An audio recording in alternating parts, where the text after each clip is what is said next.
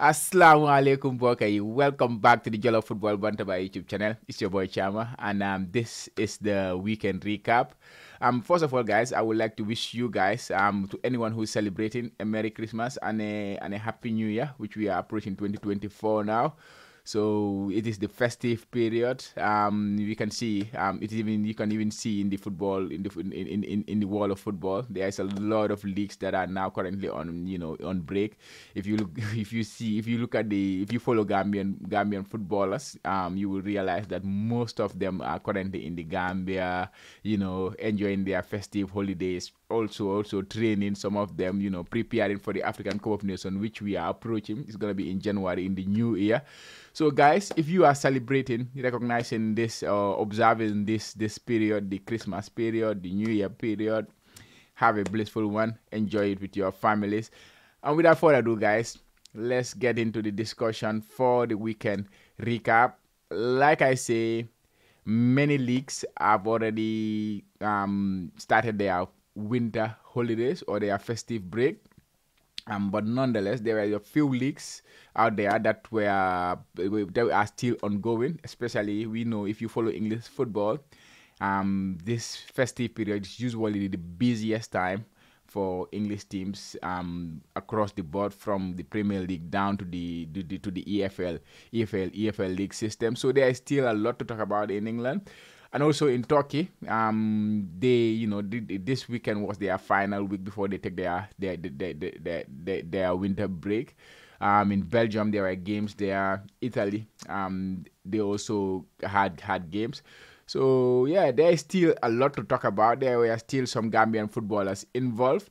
So we can still, we can have a look at how they performed over the course of the week. And we will start in Turkey, guys. We start in Turkey. Besiktas, they played a couple of games over the weekend, I would say, because they played on Friday and then they played again on Monday. And Captain Omar Colley was involved in both games. And now it seems like he's scoring in every other game. He scored a couple of goals. He scored on Friday and then he scored on Monday as well. On Friday, unfortunately, they lost the game 3-1. But he was really hurting for that one because he had to go to their fans, apologize for them. Because Besiktas are having a very difficult period recently. We've seen some of their senior players, being sidelined because of or being like punished because of their lack of commitment in terms of performance and stuff like that. So their team is kind of in a bit of a mess at the moment. But Omar Colley has been doing really well. He scored in their game. They lost 3-1 nonetheless. And then they played again this Monday. They won 2-1. And then he scored the second goal as well. So he scored 2 goals for them in the last 2 games, which this is the second time he scored in back-to-back games for them. This is his 5th goal of the league season and 6th overall. He's their leading goal scorer, defender, and their leading goal scorer. And basically, he has been a very good, player for them this season, even though the team has been struggling compared to what they achieved last season. Omar Colley has been quite consistent when he is playing, and when he was injured, the team was suffering as well. So yeah, his importance his impact is really felt in that team when he is not there. And I'm sure the fans really appreciate his efforts. You could see last time when they lost, like I say, he was the one who went to the fans to apologize for the defeat, because it was a home defeat. It was a disappointing one with all the problems they are facing at the current time. So he was the one who went to the fans to apologize for that. So he's having a very good season. Now he's on the winter break, like I say. I believe this is going to be his final. Monday today was his final game before he jets to Gambia and then start preparation for the AFCON. Of course, he's the captain of the national team, and he's going to be the one who will lead the national team into that African Cup of Nations, which is our, the second time the Gambia is going there. Elsewhere in Turkey, Ankara Gucu, they drew 1-1. Ali Sow returned from his injury. If we recall, he was suspended in that dramatic game when the referee was punched. He got a red card in that game, 2 yellow cards. So he missed the previous game, but he's back for this one. He was back for their Monday fixture. They drew 1-1. He played in 90 minutes. And then in Silver Spur on that was on Saturday, on Fridays rather. Modu Barrow, Modu Seka Barrow was in action for Silver Spur. He started. We remember he was injured for a while, but since he returned, this was his first start. He played about 83 minutes. They won the game 1-0. So that is in Turkey. And then if we move to England, we start in the championship. Like I said last week, in midweek, Ibu Adams started his first game for Cardiff in the league. They ended up losing that one, so he was back to the bench this time around. But he had late cameo appearance, and they won the game 2-1. Cardiff City. You look at League One, Mustafa Karayol, yeah, veteran, Mr. Mustafa Karayol. He plays for Bolton. He plays for Bolton. They won their game. They drew against Charlton Athletic 1-1. He started that game. Recently he has not been starting for them. He's mostly coming off the bench, and I'm not sure if he retired or something, but he's not under consideration for the national team this past few years. So I don't think that's gonna change because now he's a veteran. He's 35 years old. So I don't think he's gonna get any international call up anytime soon. But it's good to see him starting games for his club in League One of the English football. League Two, we have Stockport United, Stockport County, Ibuture. They won again. They have been in exceptional winning form. They have, I think they dropped a few points recently, but if you look at their run over the last 15 or more games, I think they have won more than 90% of their games during that period. They are in pole position to gain promotion to League One. They are the top of the league with 6 points, ahead of Wrexham, who are 6 points behind them with a game in hand, by the way. Wrexham were also in action this weekend, and Jacob Mendy played the whole game. They won 2-0, kept the clean sheet, helped them. He played in the right wing back spot. Yeah. So yeah, they have a game in hand, like I say. And then Doncaster Rovers, they have been struggling lately. I think they lost the last 4 games, and that kind of coincided with Mo Fall not scoring a lot of goals. He has not scored in the last 3-4 games for them. He has not scored. So yeah, last 4 games he's without a goal, Mo Fall. Even though the last 2 months has been very productive for him in terms of in front of goal, but yeah, the scoring run has dried out a little bit of late. And elsewhere in England League Two, Swindon Town, they lost 2-1. Seydou Kane started that game as well, played 90 minutes, but he started in a defensive position. If you look at the formation from Flasco, he started as a centre back, which is surprising for me to see him playing centre back because he's more of a technical player. But they were playing a 3 centre back, so maybe he had they are playing 3 at the back, so maybe the 2 center left side and the right side centre back will do most of the defensive work, and they will use his technical ability to play out from the back and stuff like that. That's how I see it. I did not watch the game, but yeah, when I saw him in that position, it kind of I didn't feel it is a position that suits him well. They ended up losing the game anyways, 2-1, but the coach knows better than me, of course. I'm just saying from what I see in his game. Belgium, Genk were in action against Anderlecht, which was a big game. Those are the 2 big teams they are 2 of the biggest teams in Belgium, because Club Brugge, of course, is also in Belgium. So, but Genk lost the game 2-1. They were playing away. Actually, it was a difficult loss for them. Ali Fadera scored a wonderful goal, by the way. It was a good volley he scored. He opened the scoring, and then Anderlecht came from 1-0 down to win the game 2-1. But I'm sure Genk will be very, very disappointed with the result in that game, because if you look at it, they had a first half penalty in the 23rd minute, something like that. They missed the penalty, and then Aliou Fadera scored to give them the lead 1-0. And then and they like turned the game around. And the winner came right at the end of the game in the 91st minute. That was in stoppage time. That's when the winning goal for Anderlecht came. So it was quite disappointing result for Genk. They played well and they had the chances to to get at least something out of that game, but they ended up going home with nothing. Aliou Fayeda played 86 minutes in that game, and yeah, of late, to be honest, he has been one of the most informed Gambian players since returning from the World Cup qualifiers against Ivory Coast. He has been a revelation for his club. I think he only failed to start one game, which was in the cup, and that is understandable because that is kind of resting. But in the Europa League and in the league, he has started all their games. He scored one goal. He won a penalty in their previous game. He assisted in the Europa Conference, and yeah, he has been having some very very good performance in terms of numbers. His underlying numbers too are very very good if you look at them. So Aliou Fayeda is a player who is getting at the right form at the right moment for the national team because Genk, they have one more game to play before they have their festive break.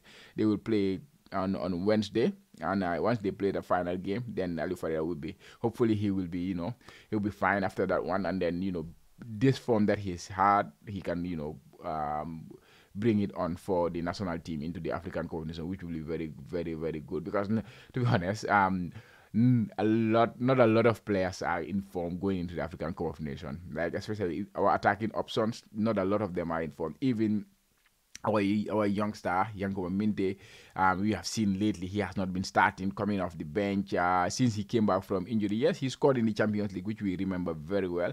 But after that, in the league, he has not started a game for them. He only started one game for them. In their most recent game in the Cup, he came off the bench. So he's not having that rhythm that he had earlier in the season. So he's not at the best of his form. That is what I'm saying. But of course, it's Yanko Minte. When he comes to the national team, hopefully when they give him the platform to showcase himself, he will do it. But Aliou Fayeda, like I say, I just want to say that he's one of those players who is in form. You look at in France, Germano was exceptional last month. This month, his club has not won any game, and he's barely playing. He's coming off at halftime or coming on in the final minutes of game, so his form is not there. You look at Saudi players, Musa Barrow. His team is not on form. They are struggling really badly. He did score one goal this month for them, but it was just that one solitary goal. Asan Cisse, he has lost his place. In the last two games, he was coming off the bench. But Amosi, he's not scoring. So in terms of form, Gambian players are not on form. So Aliou Fayeda's form is very much welcome. That's how I would say it. He's one of those players that is showing the form that is very good going into the African competition. But again, don't forget we have the Saudi camp, which is supposed to start, I think, very soon this week. Before the end of this week, the Gambia will be jetting off to Saudi and then preparing for the African Cup of Nations as a team, as a camp. And hopefully the players will develop or build their form during that camp and then bring that one. And then they will have a friendly game against Morocco before they play the African Cup of Nations. So we hope that they pick up that form just before the African Cup of Nations, because we have very, very difficult games to play in the African Cup of Nations. I need not tell you that, guys. Next up, we move to Italy. CSCB, another one of the other players who is on form. Back-to-back clean sheet for him for Vargas. Last week, he kept the clean sheet. They won 2-0. And there was an incident that happened in that game because he was racially abused. And then after the club had to get involved, and then they were giving him his support and stuff like that. Yeah, Italy is one of those countries, unfortunately, that is known for sometimes some of these kind of things, some of these issues when it comes to players. So yeah, it was very sad to see him, like, even in the third tier of Italian football, seeing those kind of things happening in football in this day and age. Racism, I think there is no space for that in football. So yeah, it is good to see his club backing him and giving him all the support he needs. Hopefully it will be a thing of the past, because it's not something that we want to see in this game, to be honest.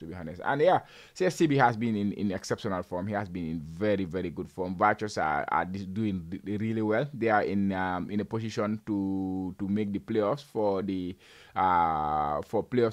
to gain promotion to Serie B. And yeah, back-to-back clean sheets for CSCB. He's back-to-back goalkeeper of the month for JFB, yeah, team of the month. And I wouldn't be surprised. He's likely going to be the one in there again this month of December, because he has been very, very good for his club.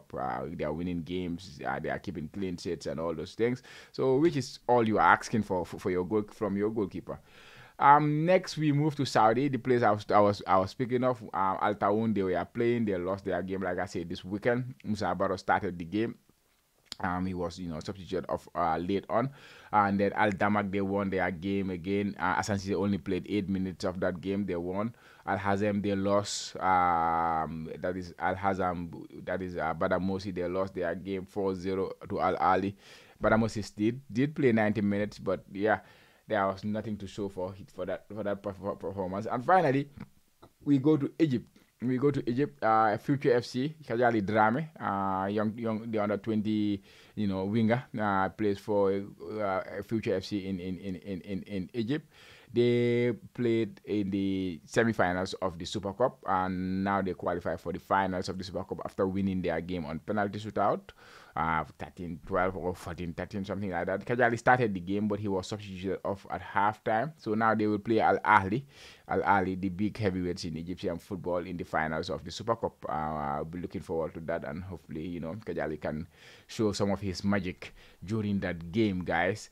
Guys, there you have it. That was the weekend recap. Not a lot of action, like I say. Most of the Gambian players are currently in the Gambia, and enjoying their time in Gambia, enjoying their holidays in the Gambia, which is very nice to see. I saw Yanko Minde, so with the young boys and stuff like that. Of course, he's now a big inspiration for all the young Gambian players, all the young Gambian kids who want to be a footballer.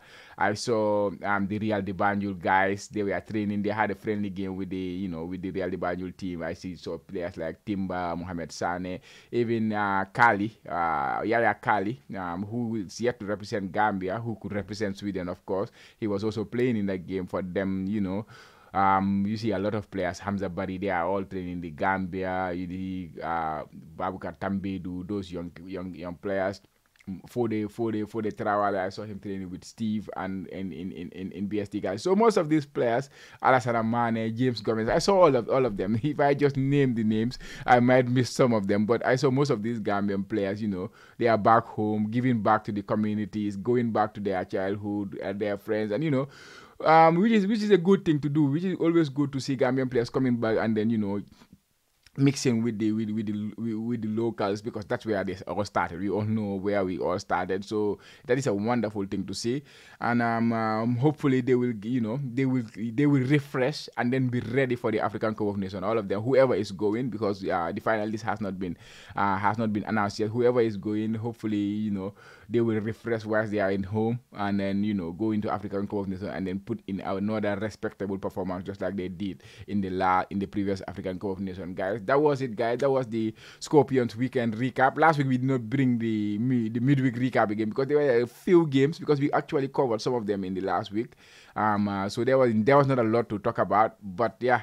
That was it, guys. If you enjoyed the video, please make sure to give it a like. And if you have not subscribed yet to the Jello Football Bantaba YouTube channel, please help us by doing so. This is how you can help the channel grow.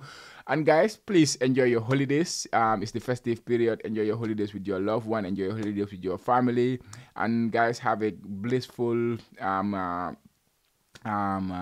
Christmas and a happy New Year. Until we come your way again, guys, goodbye.